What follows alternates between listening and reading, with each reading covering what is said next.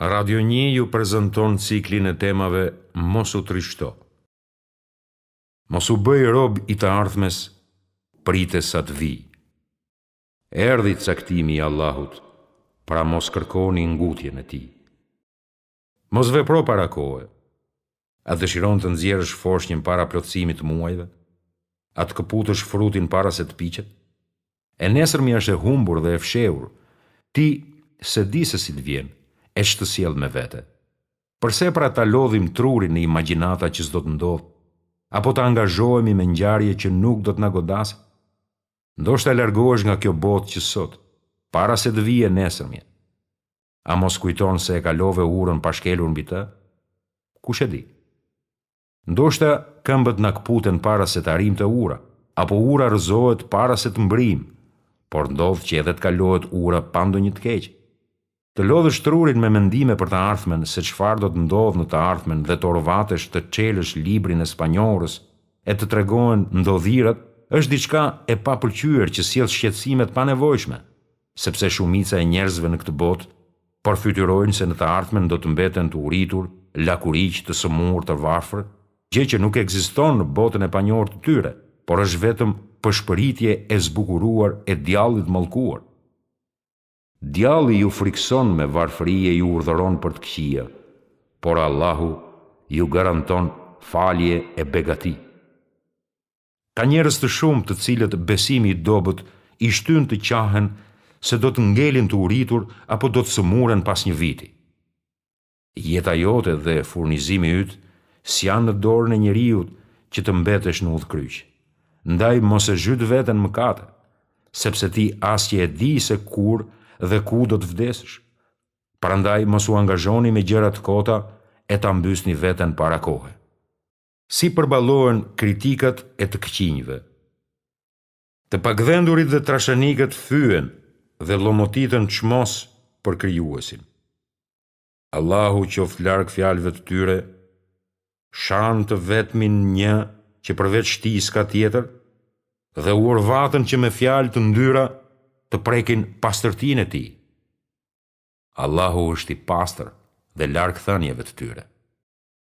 Kur patën guximin ta bëjnë një gjë të tillë ndaj Allahut, krijuesit të gjithësisë, ç'pret që të flasin për ty dhe mua, që shumë shpejt rrëshqasim në guaskat e të mallkuarit. Në jetën tënde sheh shumë çka prej shpirtlikëve e ziliqarëve. Goditjet e tyre të forta e papik mëshire priti nga çdo anë, se ata s'kan qëllim tjetër veç mposhtjes tënde dhe shkatërimit tënd. Ndaj qëndro e vazhdo të përparosh me begatitë e Allahut dhe mos u dorëzo. Ata nuk heshtin kurrë ndaj teje dhe s'të lënë të qetë derisa të largohesh prej atyre. Ti qëndro se me të vërtetë ai që rri ulur mbi tokë nuk rrëzohet, e njerëzit nuk i gjuajnë me gur degët pa frute, po as e shqelmojnë qenin e ngordhur. Ata janë gjithmonë të zëmëruar me ty dhe rinë të gatshëm të të vërsulen, sepse ti u lartësove me dituri, moral a pasuri. Ti për ta je si një mëkat i madh që s'falet dot kurrë. Ata do të vazhdojnë të luftojnë, gjersa ti lëshosh nga dora begatitë e krijuesit tënd, të zhvishesh nga vetitë e vyera e të biesh në zeron e pavlerë. Nëse i kupton kurthet dhe lajthitjet e tyre, atëre mos u avërveshin fjalëve që trillojnë, e mos u lodh me poshtërsinë e tyre, por bëhu i fortë si guri që s'lëviz lehtë. Ri në vend vet, duke a treguar forcën e ekzistencës së tij kokrave të breshrit që sa do të mëdha të jenë, kur mbi shkëmb pikojnë, bëhen cop-cop, e shkëmbi qëndron e se gjen gjë. Sa më tepër që të flasin për ty, aq më shumë peshon personaliteti yt. Ti nuk mund t'u ambyllësh gojët, e as që e ke në dorë t'u ndryshosh trurin, por ke mundësi t'i gërposësh të këqijat e tyre dhe t'i lësh mënjar. Me ta bëj sikur si she e as nuk i dëgjon, dhe thua ju me vete, vdisni me atë mlef tuajin. Nëse dëshiron të jesh i pranuar nga të gjithë, i dashur për secilin, i pastër nga mangësitë para syve të botës, po kërkon të pamundurën dhe shpresat tuaja janë veç dëshirë utopike. Mos prit falënderim prej askujt. Allahu i madhëruar krijoi robërit e tij për ta adhuruar dhe për kujtuar atë. E u dha begatit për ta falënderuar. Por shumica adhuruan të gabuarën, kur shpirtrat u ambuloi tymi ateist dhe mohuan përfundimisht qëllimin e qenies tyre. Ti mos u habit nëse takon kësi lloj njerëzish, kur të mirën ta kthejnë me të keqe. Kur i ndjek dhe t'i harojnë mirësitë që i ke bërë, se ende ekziston zemra që tradhtojnë e që jo vetëm bëjnë zëvendësimin e të mirës me të keqen, por të konsiderojnë edhe si armikun më të rreptë të tyre. Ata se bëjnë këtë për arsye tjetër, por vetëm pse u ofrove të mirën për ta. Ata nuk urrejnë për tjetër, pos pse Allahu nga mirësitë e tij dhe i dërguari i tij i begatoi ata. Mos shko shumë larg, vetëm përkujto kur nëna rrit një fëmijë. Ajo ushqen, e vesh mbath, i jep edukat dhe mëson. Natën e kalon pa gjumë që të flërë fëmia. Ri vete u rritur që të ngop fëmijën. Lodhet që ai të pushoj, e kur ky fëmijë rritet e bëhet i fortë, ja kthen shpinën nënës. Haron lodhjet e saj, shkel mundin dhe mohon kujdesin e saj. Ndaj nëse dikush t'i humb vlerat e mirësisë tënde, mos u trishto, se ato do t'i gjesh te ai që s'u mbet gjë sado e vogël të jetë. Vepro mirë për të tjerët vetëm për hir të Allahut, se në cilën do anë të kthehesh, je fitues.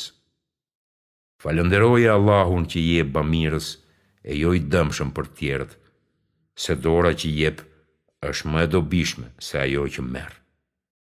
Ne po ju ushqejmë vetëm për hir të Allahut dhe prej jush nuk kërkojmë ndonjë shpërblim e as falënderim. Mirësia ndaj të tjerëve të hap gjoksin. Bukuria është por si emri i saj. Mirësia është si përshkrimi i saj. Bamirësia është si shija e saj. Përfituesit e parë në futjen e gëzimit në zemrat e njerëzve janë mu ata që e shkaktojnë këtë gëzim. I korin frytet e tij shpejt në shpirtrat e tyre, në moralin dhe ndjenjat e tyre, u hapet gjoksi, u zgjerohet e me këtë gjejnë qetësinë e rehatin. E nëse ty të godet ndonjë pikëllim atë shkakton dhembje ndonjë breng, ofroja ndokujt një bamirësi apo ndonjë gjësen të bukur e do ta gjesh shtekdaljen dhe do të qetësohesh. Jepi të privuarit, ndihmoje të mjerin, shpëtoje të pikëlluarin, ushqeje të urriturin, vizitoje të sëmurin, mbështete të brengosurin. Do ta gjesh lumturinë tek të vërshon para e pas teje. Të bërit mirë i ngjan parfumit prej të cilit ka dobi bardhë si i tij, por edhe blerësi dhe shit si i tij. Të ardhurat dhe fitimet shpirtërore janë barërat bekuara e të bereqetshme që konsumohen në barnatoren e atyre, zemra e të cilëve janë ndërtuar me të mira e bamirësi. Tu shpërndash buzëqeshje të ndritshme shpirtërore varfanjakëve është lëmosh rrjedhse në botën e vlerat. Po edhe nëse e takon vëllain tënd me fytyrë të qeshur, është lëmosh, thot hadithi i pejgamberit. Mirë po të vrenjtesh dhe ta mrolësh fytyrën, do të thot t'i shpallësh luftë të ashpër të tjerëve, shpërthimin e secilës se di kush përveç atij që njeh të fshetat. Me disa glënjka uji nga shuplakat e një mëkatareje me të cilën i dha të pi ujë një qeni të lodhur e të etur, rezultoi dhe bëri që ajo të hyjë në xhenet, gjerësia e të cilit është sa qiejt e toka, nga se pronari i mirënjohjeve është i mëshirueshëm, falënderues dhe i bukur. E do të bukurën, është i pasur e mirënjohës. O ju që jeni të kërcënuar nga ankthet e fatkeqësisë, frikës e tronditjes, ejani në kopshtin e mirësisë dhe angazhohuni me të tjerët, duke u dhënë, gostitur, ndihmuar e shërbyer dhe do të gjeni lumturinë me shije, ngjyrë e prekje. E jo për ta shpërblyer dikush të cilin i ka bërë mirë, por vetëm për të fituar kënaqësinë e Zotit të tij, më të lartit. E pasha Allahun, ai do ta gëzojë atë kënaqësi. Largoje zbraztin me punë. Të papunët në jetën e tyre janë ata prej të cilëve zbulohen ligësitë dhe të këqijat në të gjitha aspektet, nga se mendja e tyre është e shpërndarë gjithandej nëpër hambaret e halleve. Friksojuni të qëndruarit në vetmi pa punë e angazhim, ku mund të mbetesh si vetura para përplasjes, pa drejtim, shoferi humbet kontrollin dhe s'është në gjendje të frenojë e të mbajë drejtimin. Atë ditë kur të gjesh kohë të lirë, mos hyr të thellohesh në këtë liri ku edhe mund të ngatërohesh, por këtë pauzë, sa do e shkurtër që të jetë, zëvendësoje me një vepër të frytshme, se ky angazhim të largon nga pushimi i vrasës, i cili i ngjan vetvrasjes me dëshirë, por pa njohje të pasojave. Koha e lirë dhe zbraztia e kotë i ngjan dënimit të rënd e të ngadalt që praktikohen në burgjet kineze, ku mbi kokat e të burgosurve vihet ujë i ftohtë që rrjedh me një ngadalshmëri të madhe, ku pika pret pikën tjetër dhe pikërisht në mes të kohës së pritjeve të pikave të ujit, i burgosuri çmendet me një goditje çapërdije të frikshme. Pushimi për aktivët është sëmundje. Zbraztia është spiuni i pushimit, kurse mendja është ajo që rrezikohet brenda këtyre luftrave shpirtërore të kacafytura me njëra tjetrën. Për këtë s'mbetet gjë tjetër të bësh. Prandaj ngrihu menjëherë, adhuroje Allahun tënd dhe me vëmendje të posaçme lexoje fjalën e Tij, e mos rri me ata që e kundërshtuan këtë urdhër. U pajtuan të mbesin me ata që kundërshtuan. Mos rri pa punë.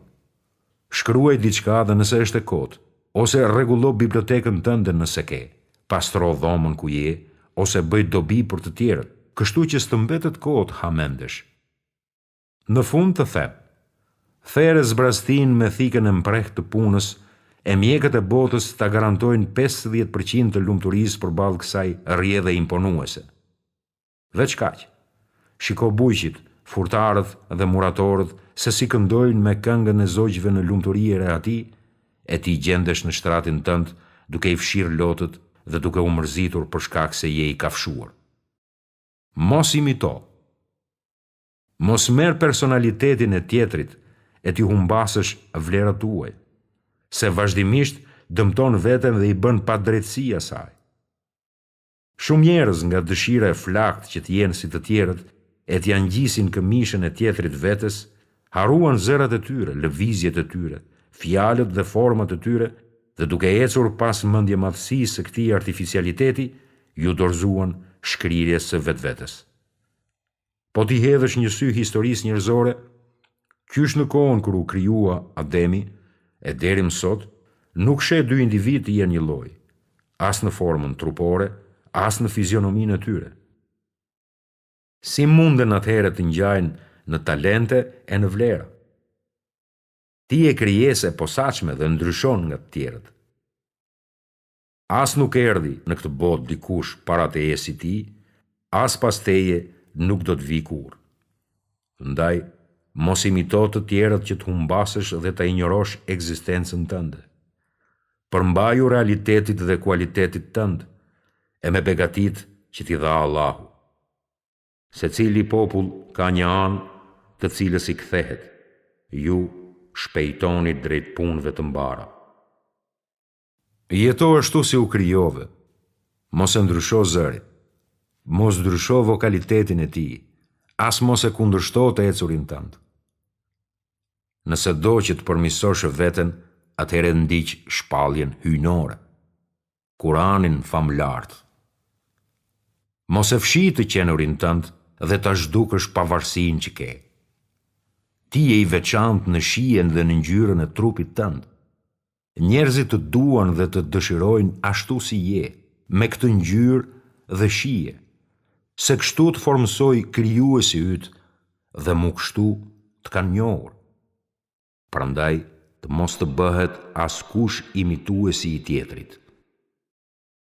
Njerëzit në natyrshmërinë e tyre i përngjajnë botës drunjve, i ëmbël dhe i idht, i gjatë dhe i shkurtër, e të tillë le të jenë.